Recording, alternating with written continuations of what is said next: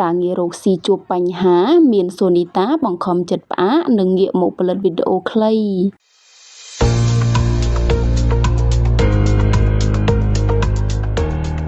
ខណៈពេលដែលបានបិទហាងកាហ្វេរបស់ខ្លួនមួយកន្លែងស្រាប់តែតារាសម្ដែងមានសូនីតាបានងាកមកផលិតវីដេអូខ្លីបង្ហោះលើ Facebook ដូចជាសិល្បករមួយចំនួនដែរកន្លងមកមានសូនីតាមិនដែលនឹកនាក្នុងការផលិតវីដេអូខ្លីដើម្បីរកប្រាក់ចំណូលឡើយភាគច្រើននាងមកមានញឹកនៅក្នុងការងាររកស៊ីរបស់ខ្លួនក្នុងមួយឆ្នាំនាងទទួលថតរឿងខ្នាតធំតែមួយរឿងប៉ុណ្ណោះដោយឡែកប៉ុន្មានខែចុងក្រោយនេះតារាសម្ដែងមានសូនីតាហាក់មានជីអ៊ុនមិនសូវល្អប៉ុន្មានទេអាជីវកម្មមួយចំនួនរបស់នាង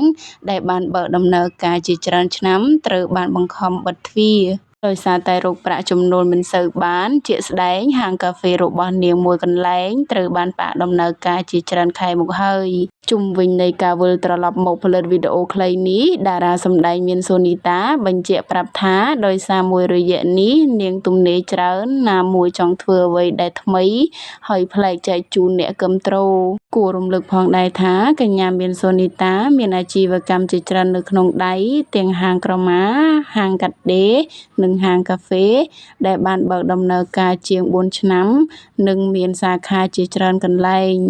ក្នុងមួយឆ្នាំនាងអាចរកប្រាក់ចំណូលបានយ៉ាងច្រើនពីអាជីវកម្មរបស់ខ្លួននាងនិយាយថាអ្វីត្បិតតែការងាររកស៊ីជួបបញ្ហាបន្តិចបន្តួចតែនាងនៅតែមានគម្រោងនិងពង្រីកការងាររកស៊ីរបស់ខ្លួនបន្ថែមទៀត